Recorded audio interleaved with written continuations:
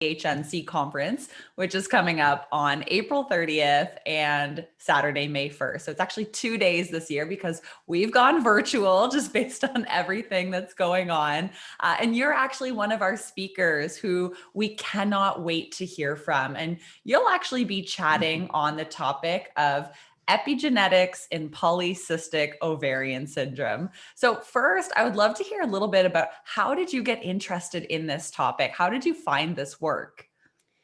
Yeah, well, it's actually a personal reason. So I have polycystic ovary syndrome myself, and I was undiagnosed for a very long time, so something like 15 years. Wow. Yeah, I became a naturopathic doctor.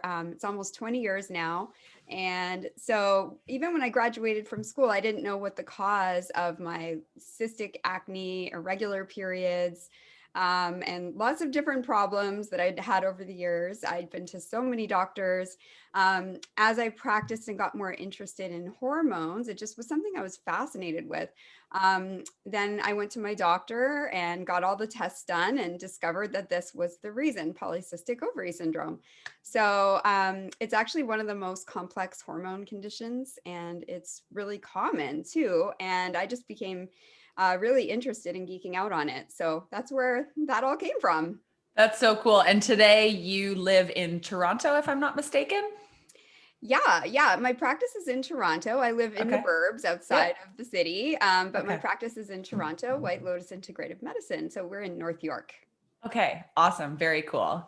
So, when you're getting up on stage to chat with us about your topic of epigenetics and polycystic ovary syndrome, what can we expect to learn in this time?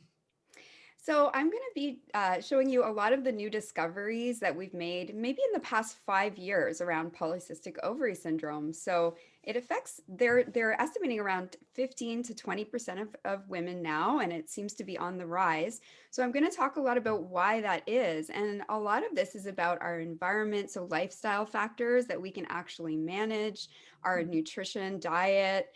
So I'm going to go through all of those different elements that we can address to help patients not only with their own hormonal health, but I'm going to show you how this can be transmitted to future generations and how that can even be prevented with healthy lifestyle, diet, and different supplements that can actually make a huge difference. Mm-hmm. Yeah, it's interesting. I was actually browsing the alumni Facebook group just before jumping on with you, and there's about 2,000 registered holistic nutritionists in there. And I kept seeing people asking questions along the lines of, I have a patient or a client with PCOS, or people ask personal questions in there too and are enlisting feedback on what nutrition advice and lifestyle and supplementation. So I feel like this is a very prominent topic. And like you said, it's quite common, but is it normal for a woman to experience this, or is this something that we need to be addressing? So it's like actually a combination. So I'm going to be talking about the difference between genetics and epigenetics. And my undergrad degree was actually in genetics. So I Okay. never thought, like being a naturopathic doctor, that I would ever use that again. And then, so a lot of, nutrition now is around genetics, which is really interesting. So PCOS has parts of it that are genetic and then Mhm. parts of it that are epigenetics. So epigenetics are things that we can change. Okay. Genetics are things that we can't really change. So it's a combination. And there's some good things about having those genes, but they can, cause a lot of problems if if you're in the wrong environment, eating the wrong foods or under a lot of stress. So a lot of different things can affect how those genes like present in actual patients. Hmm. Curious along the lines of nutrition and food, because that is the study of our focus, or the focus of our study at CSNN.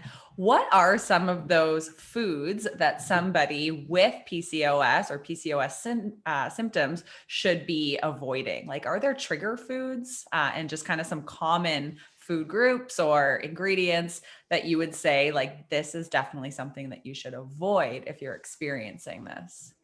Yeah, so it's really interesting with PCOS. It's a lot about insulin resistance. So if Okay. not everyone who has PCOS has insulin resistance, that's a huge myth. And a lot Mhm. of people are doing super restrictive low carb diets that aren't actually helping them.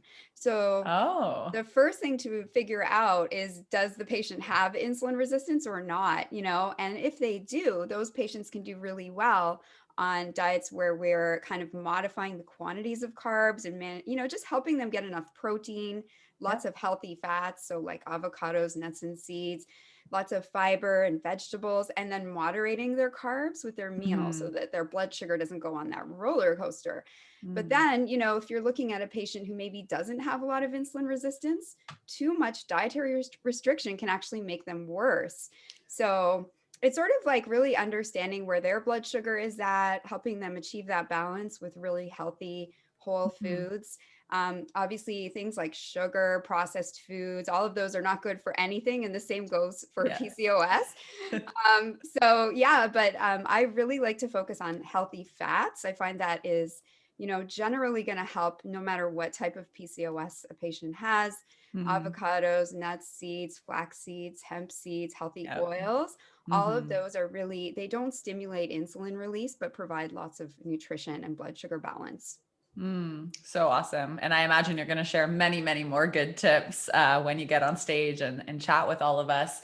I'm curious, why are you so passionate about this work? I mean, you obviously have your personal story, but you've also gone on to write a book about this, and it's probably a focus of many of your conversations in a day. Why do you want to speak out on PCOS and how we can better support people who are experiencing it? I think, if running a women's practice, a women's health practice for so long, I just Yeah. see so many patients who are routinely dismissed with this condition. Wow. So it's very upsetting when you know that things can be done and the patients are going in and they're being told basically, well, just lose weight or just go on birth control pills. And when you're ready to have babies, come back and we'll give you medication to help you have babies. So Right. there's a lack of understanding, I would say, in the medical system in general on the Mhm. fact that PCOS is not just a fertility condition. It Yeah. affects like the whole body. And I find it really empowering to give patients that Mhm. information. And it just makes such a big difference. So Mhm. um, I wrote my book in the hopes of reaching, patients who have this and giving them that information because a lot of it is very simple for Right. people to do. And yeah, surprisingly, I wrote my book just because I had this information inside me and I Yeah. needed to get it out. Yeah. And then the response was amazing. Like we've sold so many copies and reached people Wow. from all around the world. And it's getting translated into Chinese right now. Oh my So gosh. yeah, so it's just really exciting for me to be able to, just give that information to people and let them see Mhm. what benefits they can get from that. I think it's so great because not only are you such a passionate naturopathic doctor and have such an expertise, but it sounds like you've also had a really strong journey in your career, in building your practice, in finding a niche, in understanding your expertise, and then ultimately going on to write this book and speak on stages and share it with others. And I can imagine that a lot of the alumni members, they aspire to have similar journeys, right? They also want to become experts in something. They also want to eventually write a book or share their thought leadership. So it's kind of cool that we'll get to see you speak on PCOS, but we can also follow your journey and all of the success you've had. And I'm sure many challenges too, but yeah, it sounds like it'll be such an amazing talk. So thank you so much for joining us for this year. Like I said, it's going to be happening. I always forget the dates. It's 2 dates this year. So it's more to remember: April 30th and May 1st. So 2-day conference.